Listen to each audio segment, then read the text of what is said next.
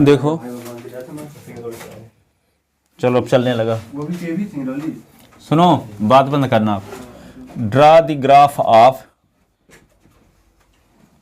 Graph of linear inequation, equation नहीं inequation.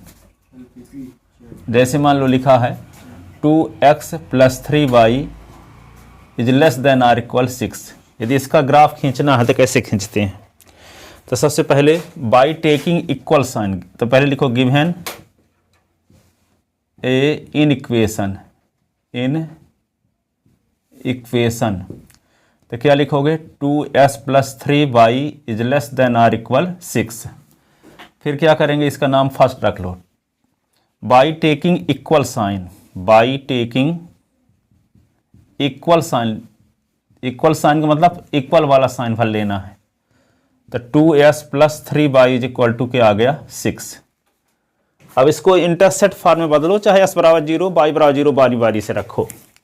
तो यहाँ पे इंटरसेप्ट फॉर्म में बदलोगे तो क्या होगा 2x/6 3y/6 6/6, ये कट गया इससे, और 3 2 जा 2 1 जा 2 3 जा, तो s/3 + y/2 is equal to 1।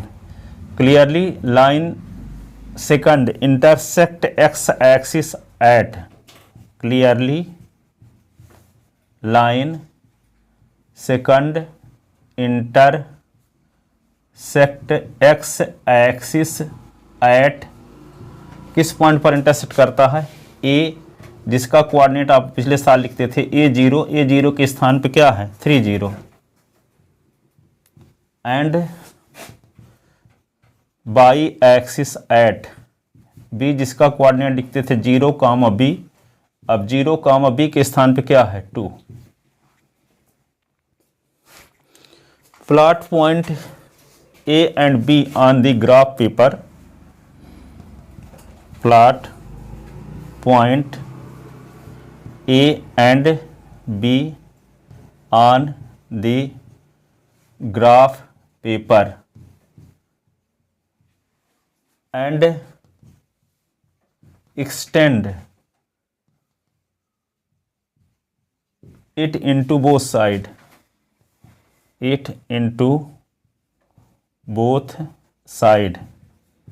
then we obtain the graph of straight line,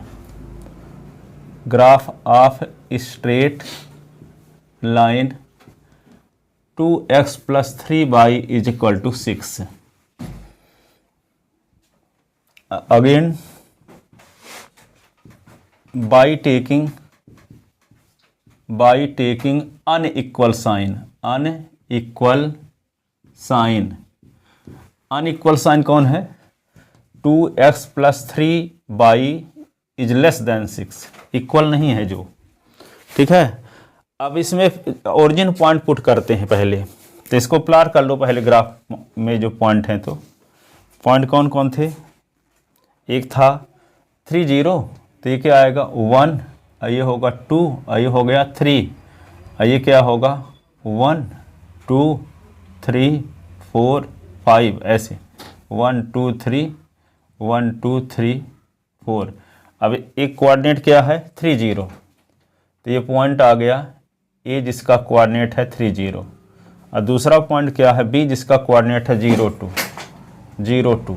अब ये पॉइंट है बी, इन दोनों पॉइंट को मिला के दोनों साइड में बढ़ा दो। एंड के बाद क्या लिखा है?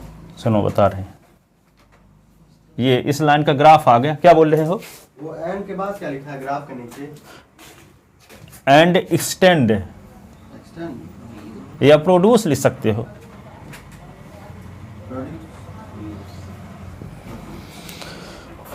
बोथ साइड बढ़ाया, दोनों साइड में ए और बी को मिला भर नहीं दिया, इसको बढ़ा भी दिया है ऊपर नीचे, है ना, दोनों साइड में, ठीक है। अब यहाँ पे क्या लेते हैं, इसमें s = इक्वल साइन हटा देते हैं और s = 0 y = 0 पुट करते हैं। s = 0 y = 0 पुट करने से ट्रू कंडीशन आ जाती है तो ये इन इक्वेशन उस रीजन को रिप्रेजेंट करेगा जिधर ओरिजिन पॉइंट है। जैसे मान लो ओरिजिन पॉइंट इधर है, तो इसको, क्योंकि ये कोई इन इक्वेशन एक प्लेन को, सेमी प्लेन को रिप्रेजेंट करता है। जैसे कोई बोर्ड है, ये बोर्ड एक प्लेन है, तो प्लेन को ये लाइन क्या कर दी, दो पार्ट में डिवाइड कर दी। अब इस पार्ट का नाम क्या रखें, इस पार्ट का नाम क्या रखें, तो इस पार्ट का नाम रख सकते हैं कि जिधर ओरिजिन पॉइंट है, जिधर ओरिजिन पॉइंट नहीं है। तो जो ये इन इक्वेशन है, जो दिया गया इन इक्वेशन है, किस सेमी प्लेन को रिप्रेजेंट कर रहा है, ठीक है, उस सेमी प्लेन को रिप्रेजेंट कर रहा है कि जिस साइड में ओरिजिन पॉइंट है, कि उस सेमी प्लेन को रिप्रेजेंट कर रहा है जिधर ओरिजिन पॉइंट नहीं है। तो ओरिजिन पॉइंट इसमें पुट करके, यदि ओरिजिन पॉइंट को पुट करने से ट्रू कंडीशन आती है, तो ट्रू कंडीशन आना क्या शो करेगा कि ये इस इक्वेशन को रिप्रेजेंट करने वाला हाफ प्लेन या सेमी प्लेन उधर होगा जिधर ओरिजिन पॉइंट इंक्लूड है, ठीक है। यदि जीरो ओरिजिन पॉइंट पुट करने से फॉल्स कंडीशन आती है, तो इसका मतलब इस इक्वेशन को रिप्रेजेंट करने वाला हाफ प्लेन या सेमी प्लेन उधर होगा जिधर ओरिजिन पॉइंट नहीं है, जिधर ओरिजिन पॉइंट नहीं है, ठीक है। तो यहां पे क्या लिखोगे, we put x is equal to 0, y is equal to 0। तो यहां पे 2 into 0 plus 3 into 0 is less than 6। तो 0 प्लस 0 इज लेस देन 6। तो 0 छोटा है 6 से। तो सही बात है कि गलत बात है, ट्रू है कि फॉल्स है, true, which is true, which is true. It means in equation कौन, 2x plus 3y is less than 6 represent that half plane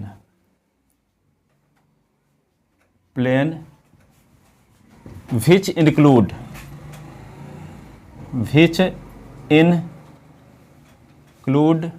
origin point shown in given diagram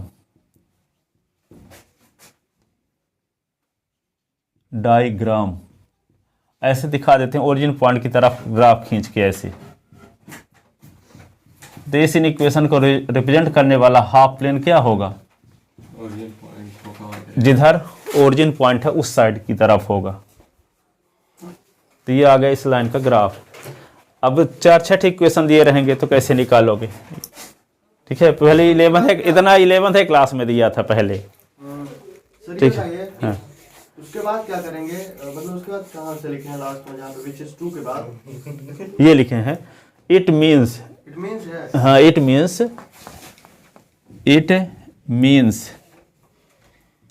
in equation 2s plus 3y is less than or equal 6 represent that half plane which include origin point shown in given diagram, ठीक है।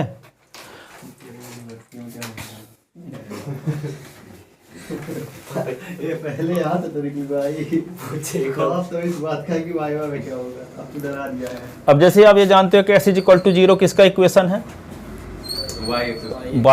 y axis का, और x is greater than r equal 0 किसका equation, एक half plane का, जो ये y axis s is equal to y axis के राइट साइड के हिस्से को रिप्रेजेंट कर रहा है। जैसे यहाँ पे y इज इक्वल टू 0 तो x इज इक्वल टू 0 तो आप समझ गए कि y एक्सिस का इक्वेशन है कि नहीं है।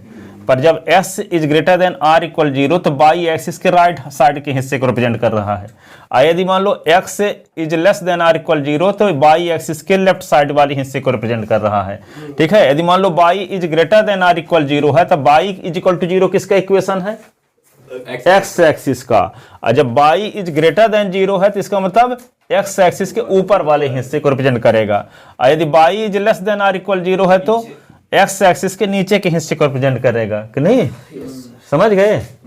अब यदि मान लो दिया होता इसी में x इज ग्रेटर देन 0 भी दिया होता, y इज ग्रेटर देन 0 भी दिया होता, ठीक है, तो x इज ग्रेटर देन 0 का ग्राफ तो इधर हो जाता है ऐसे, कि नहीं, इसका भी उधर हो जाता, और y इज ग्रेटर देन 0 का ऐसे हो जाता।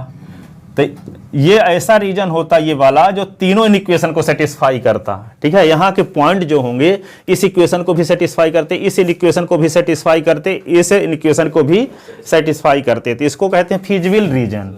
फीजिबल रीजन है ना, सुसंगत क्षेत्र बोलते हैं इसी को, या सोल्यूशन सेट भी बोलते हैं इसी को। ठीक है, अब मान लो कोई ऑब्जेक्टिव फंक्शन दिया होता है, z = 2 3s + 7y ऐसे दिया है। ठीक है, अब इस कहता है ऑब्जेक्टिव फंक्शन की वैल्यू भी निकालो। ठीक है, तो यहाँ पे आपके पास वर्टेक्स कौन कौन है, O है, एक है A है, एक है B है। तो ओरिजिन पॉइंट का कोऑर्डिनेट आपको क्या दिया है, ओरिजिन पॉइंट का कोऑर्डिनेट तो आप जानते हैं कि 0 0 होता है कि नहीं। A का कोऑर्डिनेट आपको दिया गया है, क्या दिया गया है, A का कोऑर्डिनेट 3 0, और B का कोऑर्डिनेट क्या है 0 2। अब इन पॉइंट पर हम क्या 0 2 दिया, इन पॉइंट पर क्या निकालते, ऑब्जेक्टिव फंक्शन की वैल्यू। जिस फंक्शन का मैक्सिमम और मिनिमम वैल्यू फाइंड किया जाता है उसको ऑब्जेक्टिव फंक्शन कहा जाता है। जिस फंक्शन की मैक्सिमम और मिनिमम वैल्यू फाइंड की जाती है, ठीक है, फीजिबल रीजन के वर्टेक्स पर, तो उस फंक्शन को क्या कहते हैं, ऑब्जेक्टिव फंक्शन कहते हैं। ठीक है, तो ऑब्जेक्टिव फंक्शन की वैल्यू निकालते हैं चारों वर्टेक्स पर। ठीक है, तो तीनों वर्टेक्स पर, तो ओरिजिन पॉइंट रख दोगे तो क्या आ जाएगा, 0 आएगा। लेकिन s के स्थान पे क्या रख दो 3, तो 3 3 जा 9 आएगा, तो 0 हो जाएगा। और यहाँ पे ये वाली वैल्यू पुट करोगे तो क्या आएगा, 0 हो जाएगा। 7 2 जा 14, तो सबसे मैक्सिमम वैल्यू कौन सी रहेगी 14, और मिनिमम वैल्यू क्या रहेगी 0। तो ऑब्जेक्टिव फंक्शन की मिनिमम वैल्यू क्या हो जाएगी 0, और मैक्सिमम वैल्यू क्या हो जाएगी इसकी 14। ठीक है, तो यहाँ पे इसके माध्यम से क्वेश्चन लेते हैं तो बताते हैं। और दूसरे क्वेश्चन में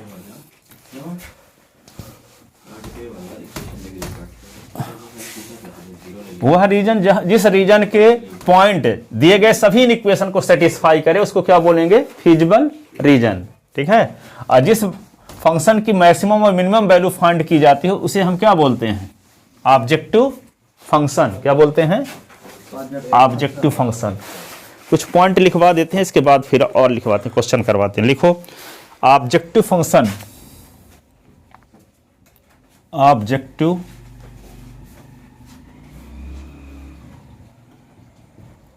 objective function, the function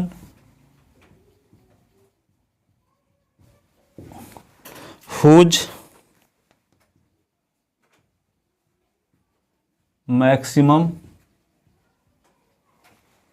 and minimum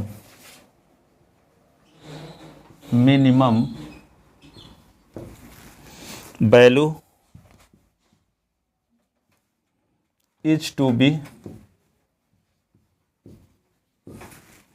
determined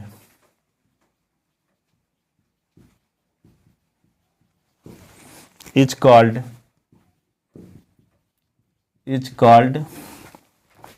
objective function.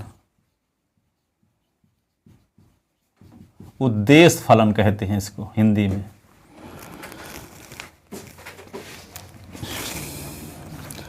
ये हमेशा लीनियर इक्वेशन होता है, इट मस्ट बी ना, हाँ, be linear equation, linear function related two variable, function of related variable. अब वेरिएबल जो आप माने हो u v x y,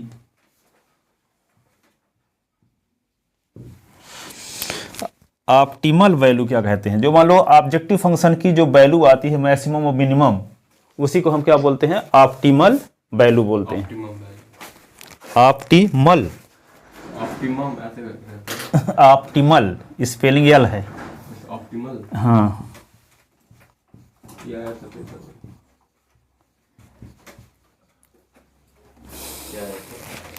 the maximum and minimum value of objective, the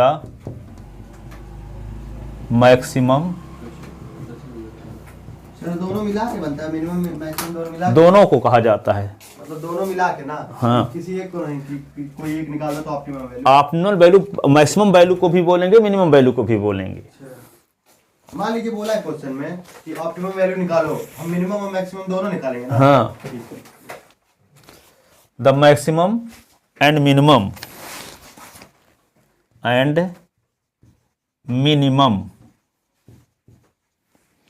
value of objective function, objective function is known as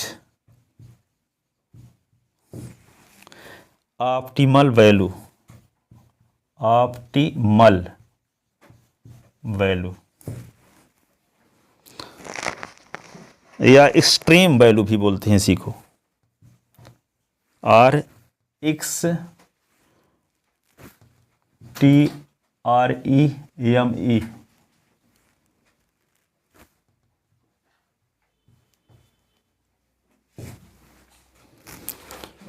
इष्टतम मान।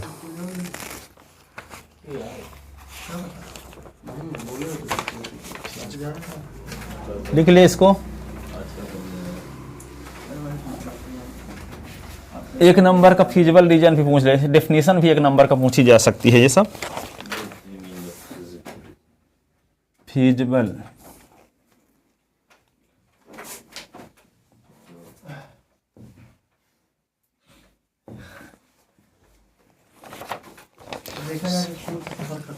सुसंगत क्षेत्र, the reason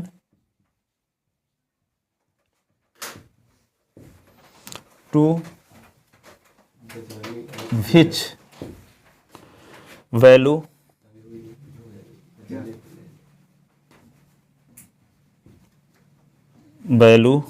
of variable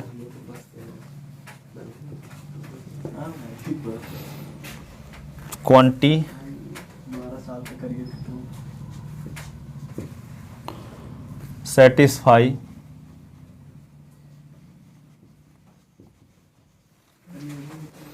all the inequation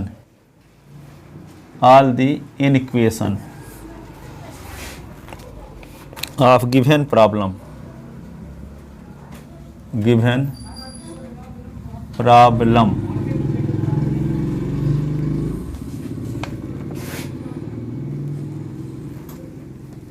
are called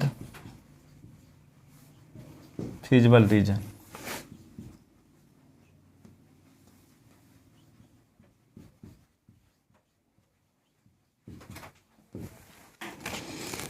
feasible solution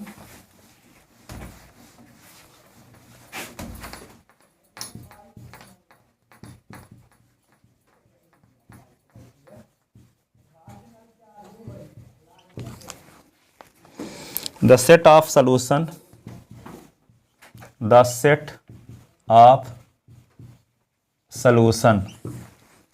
of variable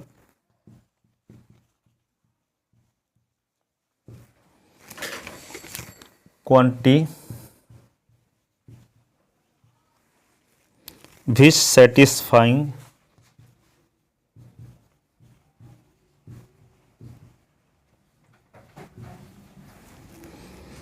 the all inequation is called feasible solution। Quantity है वो। जैसे मान लो यहाँ के जो पॉइंट जितने हैं, जैसे मान लो इस ये रीजन में जितने पॉइंट हैं उन पॉइंट का एक सेट बना दिया जाए तो उसको सॉल्यूशन सेट बोलेंगे।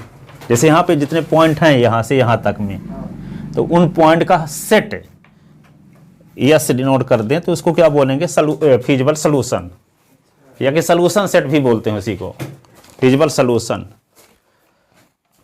सॉल्यूशन सेट तो उसमें था फर्स्ट चैप्टर में। नहीं प्रोबेबिलिटी वाले में है सॉल्यूशन सेट। सॉल्यूशन सेट उसमें इन इक्वेशन जो पढ़े थे पिछले साल, linear inequality, open interval, close interval में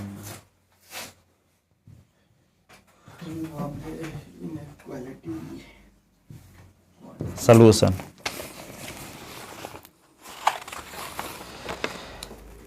लिख लिए थे ना। एक क्वेश्चन लेते हैं।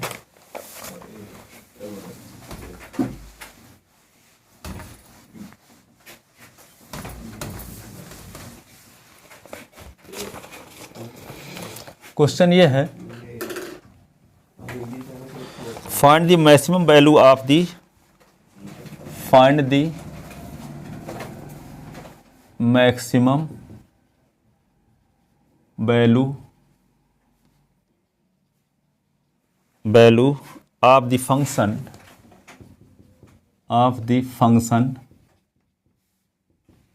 P भी लिखा रह सकता है, Z भी लिखा रह सकता है, प्रॉफिट फंक्शन या objective function 2x + 3y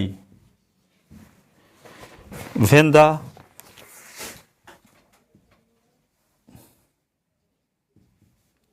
in equations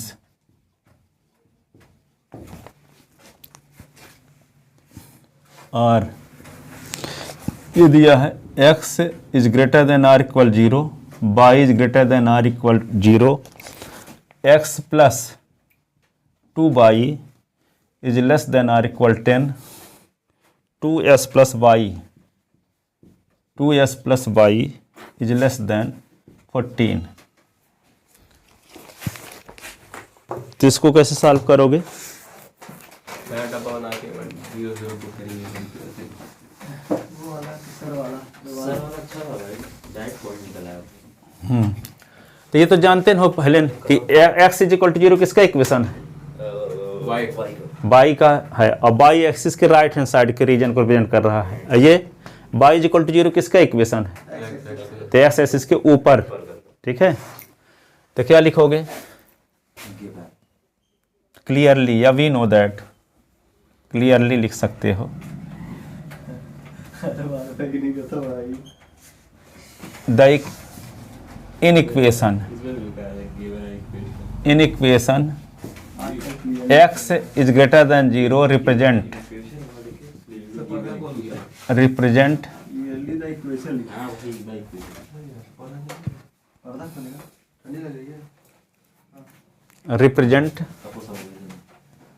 right y axis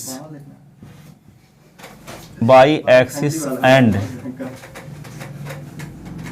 right hand side of y axis.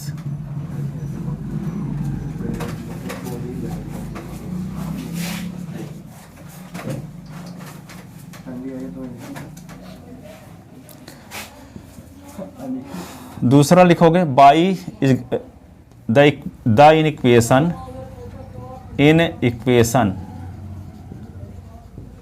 y is greater than 0 represent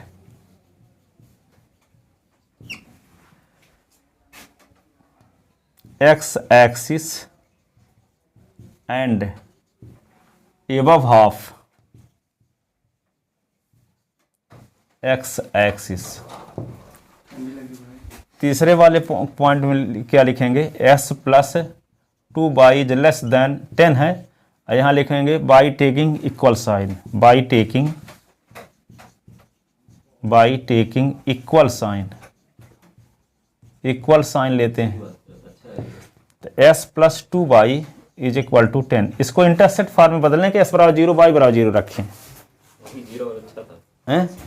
s = 0 y = 0 रखें बारी बारी से। ऐसा वाला मेथड है, मतलब हमें याद रहेगा। हाँ ठीक है, चलो। तो यहाँ पे एक टेबल बना लो। सुनो, ये क्या है? x है, ये y है। तो एक बार s = 0 रखो, एक बार y = 0। तो s बराबर when x is equal to 0, तो 0 plus 2y is equal to 10, तो y is equal to 10/2, तो 5 आ गए, है ना। तो यहाँ पे s की वैल्यू 0 लिए तो y की वैल्यू 5, अब y की वैल्यू 0 लिए when y is equal to 0, तो s की वैल्यू क्या होगी? x plus 2 into 0 is equal to 10, तो s की वैल्यू क्या हो गई? 10।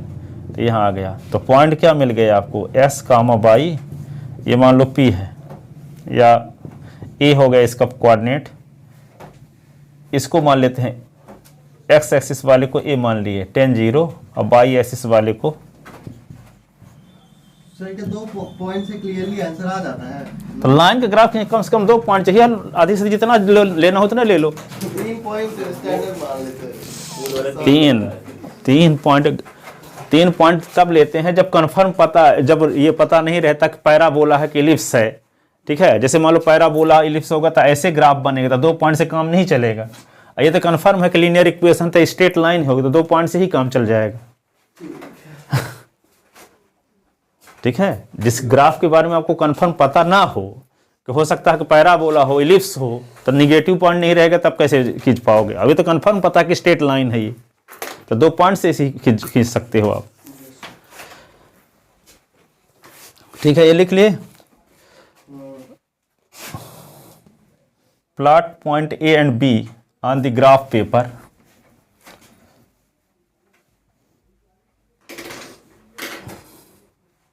कौन कौन पॉइंट हैं? 1 2 3 4 5 6 7 8 9 10 तक है ना। और इसमें 1 2 3 4 5 6 7 8, तो 10 यहाँ पे एक तो पॉइंट होगा ए, जिसका कोऑर्डिनेट है 10 0। अब बी का कोऑर्डिनेट क्या है? 0 5। 1 2 3 4 5 ये क्या होगा? बी, इसका कोऑर्डिनेट 0 5। अब इन दोनों पॉइंट को मिला दो, मिला दीजिए। We plot the point A and B on the graph paper and join them and extend या produce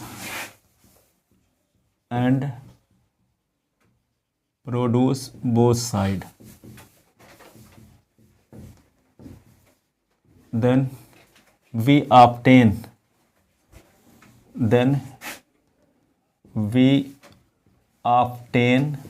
the graph of straight line. कौन straight line? x plus 2y is equal to 10, shown in given diagram. ठीक है। अब by taking unequal sign, by taking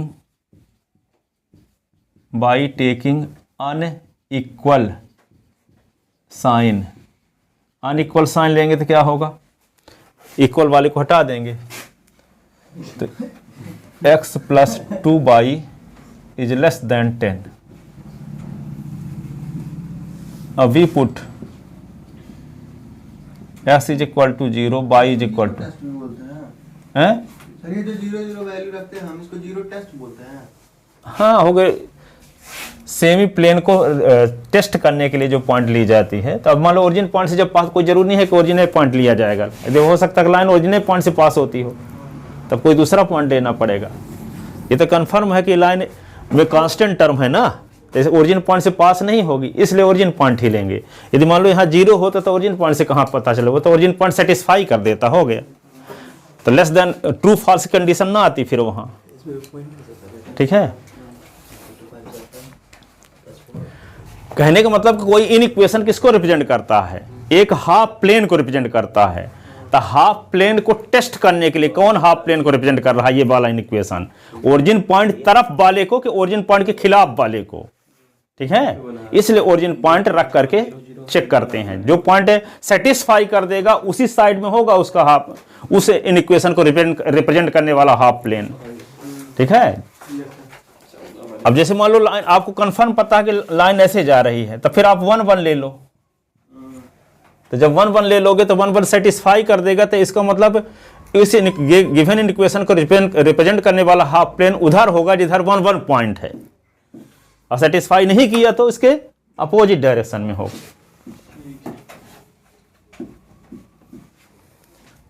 तो v put s is equal to 0, y is equal to 0, तो क्या होगा? 0 plus 2 into 0 is less than 10, तो 0 is less than 10, which is true कि false?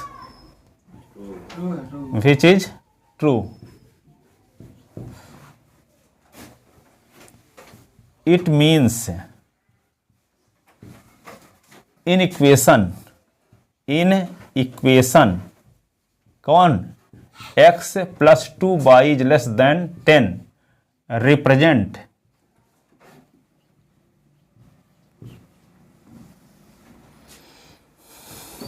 That half plane which include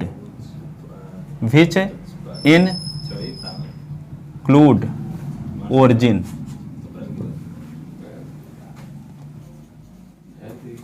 shown in given diagram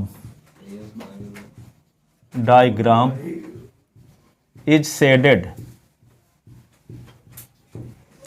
ठीक है, अब देखो यहाँ पे ओरिजिन पॉइंट की तरफ इसको शेडेड करके दिखा दो ऐसे।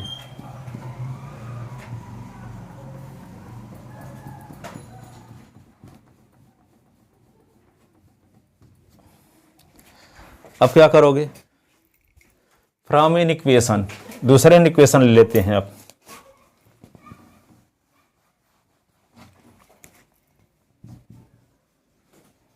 इन इक्वेशन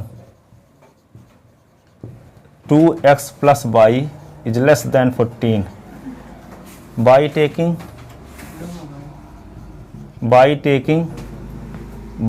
क्या करोगे, equal sign, equal sign.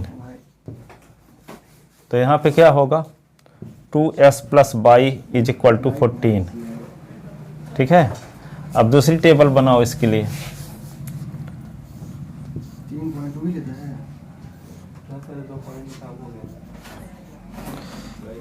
s के स्थान पे क्या लिख देते हैं, 7 लिख दी, 0 हैं? 7 और 0। s के स्थान पे 0 रखोगे तो क्या आएगा, y की वैल्यू आ जाएगी 14 ना। इतना बड़ा वैल्यू थोड़ी, उल्टा कर दीजिए सर, उल्टा कैसे? अरे कर दीजिए सर, होगा। ठीक है ठीक है ठीक वो है। 14 उतना लंबा ले जाना पड़ जाएगा। 7 और 0 कर दीजिए, 5 और 4 कर दीजिए, छोटे छोटे। थोड़ा सा पागल है क्या? अच्छा, कोई छोटे छोटे वैल्यू ले लें।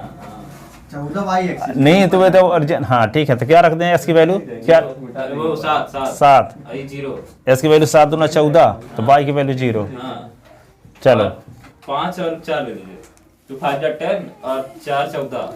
क्या ले लें, 5 और 4, एक और पॉइंट बोल बस, 5 और 4 बोला तो 5 ही होगा तो 4 आ जाता है। हाँ।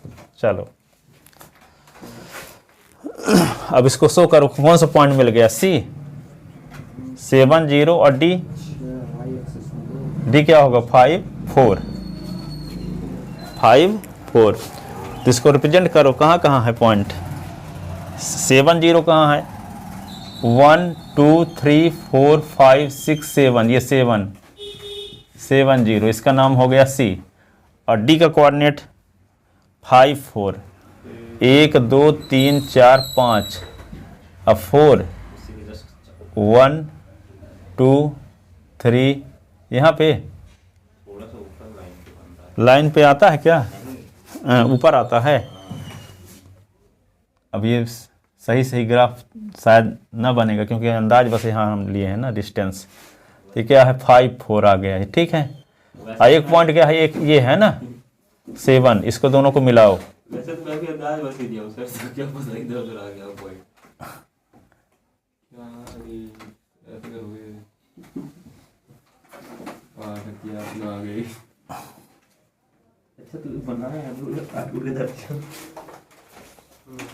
ऐसे बन गया। अब क्या करें, वही तो नाम लिया। लिखो V plot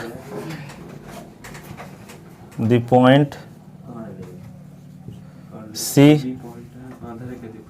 7 0 and D 5 4 on the same graph paper, on the same graph, अलग ग्राफ पेपर में नहीं, उसी में।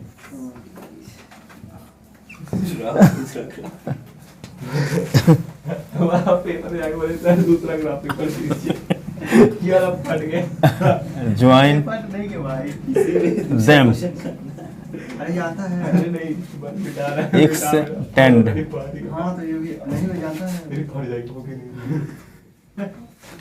मेरी सबसे ज्यादा वो It अंग्रेजी के भाई साहब। into एक तो both side। मेरा एकदम बोर्ड में ना Then तू भी था ना, बात ना करो आप। Yes sir. We obtain the graph of linear equation.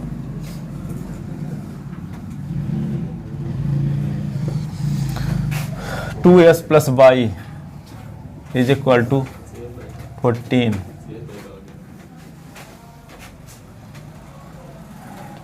shown in given diagram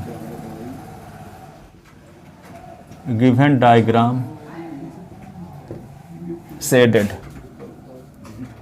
मैं ऐसे बनाऊंगा देखो। तो यहाँ पे देखो, पॉइंट पता चला क्या है? 6-3 है। अब लिखो क्या करोगे, by taking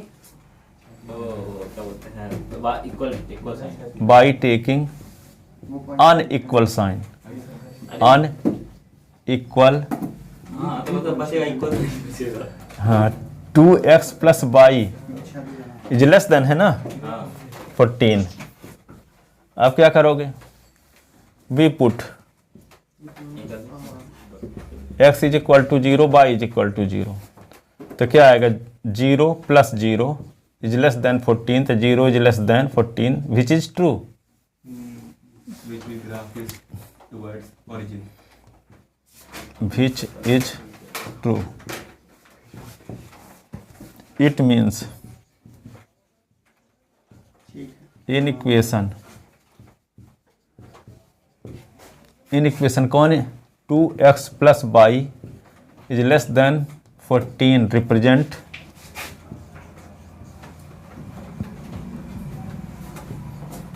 that half plane which include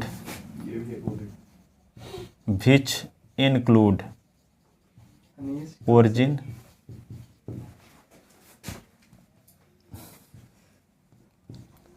shown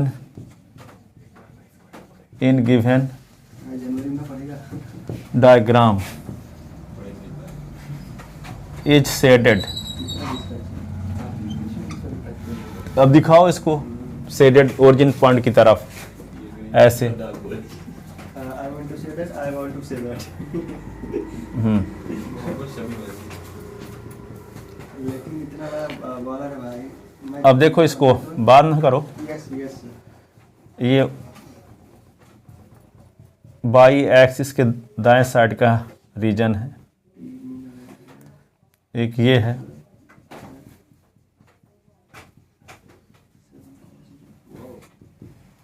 तो कौन सा फिजिकल रीजन हो गया ये, इसका नाम क्या रख दिए ओ, और इसका नाम क्या है सी, ओ सी, और इसका नाम क्या रख लिए, इसका बी रखे थे, इसका डी रख लेते हैं, इसका नाम डी रखो। अब डी का कोऑर्डिनेट निकालना पड़ेगा, अभी डी का निकाला नहीं है,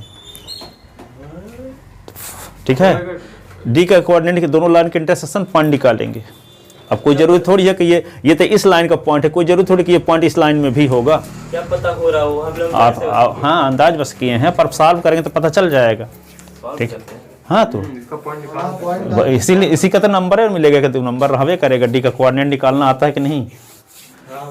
तो डी तो वैसे भी तो पढ़े थे 10th क्लास में, दो लीनियर इक्वेशन को सॉल्व करने से क्या मिलता था, intersection point, elimination substitution method solve करने से, ठीक है। तब लिखो फॉर द कोऑर्डिनेट ऑफ लिख लेता हूँ इसको। Intersection point D, for the coordinate of coordinate of intersection point D, हाँ for the coordinate of intersection point D solving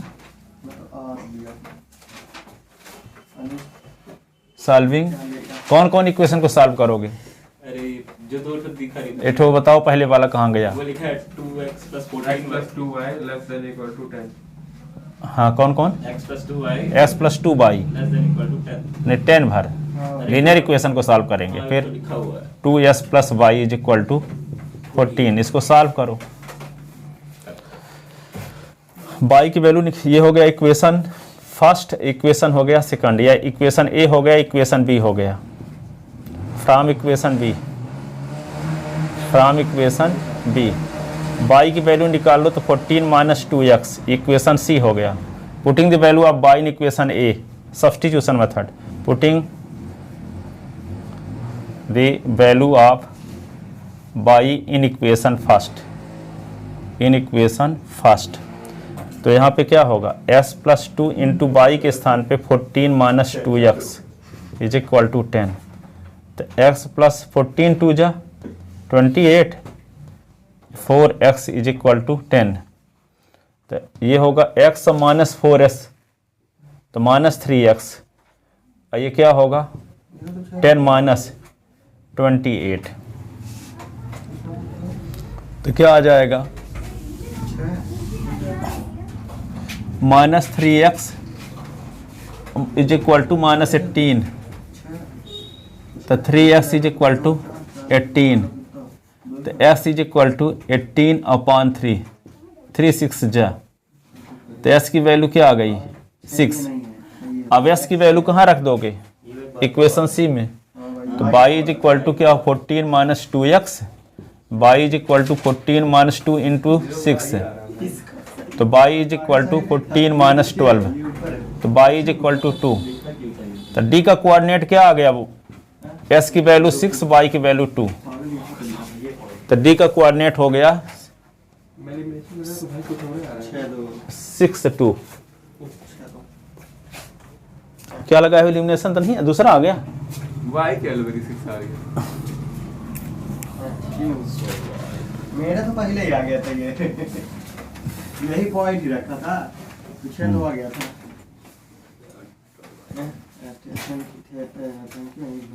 here एक पॉइंट को नहीं लेना ना, कैसा देगा रीजन कौन, O C D B, O C D B is feasible reason.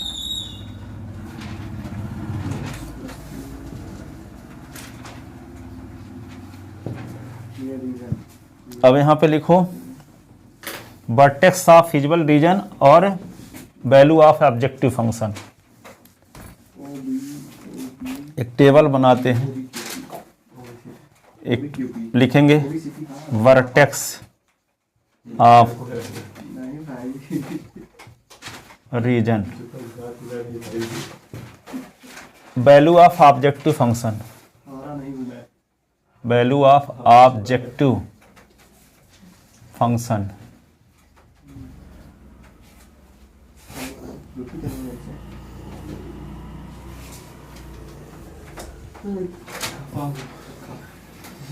आपके पास वर्टेक्स कौन सा पहला मिला, ओरिजिन पॉइंट 0 0, ठीक है। और दूसरा क्या है, ऑब्जेक्टिव फंक्शन क्या था, पी माने थे ना, पी इज इक्वल टू क्या था, बोलो जल्दी से, 2s प्लस 3y। तो p के तो 2 इंटू 0 और 3 इंटू 0 0। दूसरा देखो c का कोऑर्डिनेट क्या है 7 0, तो p is equal to 2 into 7 और प्लस 3 इंटू 0, तो क्या आएगा 14। तीसरा क्या है, तीसरा है d जिसका कोऑर्डिनेट क्या है 6 2, तो p इज इक्वल टू क्या है 2 इंटू 6 और 3 इंटू 2, 6 दूनी 12, 12 6 18।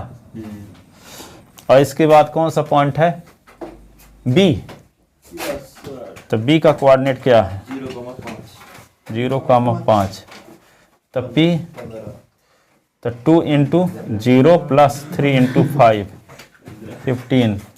तो मिनिमम वैल्यू क्या हो गई है, मिनिमम वैल्यू, और ये क्या है maximum value.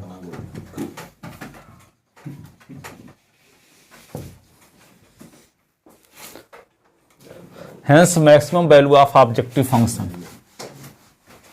hence maximum value of objective function is क्या है 18 एट, किस पॉइंट पर आया है 18, डी जिसका कोऑर्डिनेट है 6 2। ठीक है ना? जितना मतलब 3 पेज लिया था। 3 पेज खत्म चल। हो गया और क्वेश्चन बचे हैं। आप कल कैसी बात कर रहा है? और क्वेश्चन शुरुआत भाई। और बताना है? चलो आज चलो ये खत्म किया और होता है ऐसे पूरे एक दिन उसमें करा देंगे। हो गए तो खत्म, वो प्रोबेबिलिटी कल बताएंगे। नहीं नहीं नहीं, इसमें क्वेश्चन कराते हैं पेपर में। और क्वेश्चन बता, चलो भयंकर। फंसने वाले क्वेश्चन कराए जो फंस ठीक सकते हैं। ठीक है ठीक दिमाग ज्यादा लगे। नॉर्मल नॉर्मल थोड़ा और ऐसे लगा हाँ रहा भाई, था। देख रहा था मैं। चलो चलो। Thank you sir. मैं दो के दोनों पेपर में आप पेपर लेके आते घर।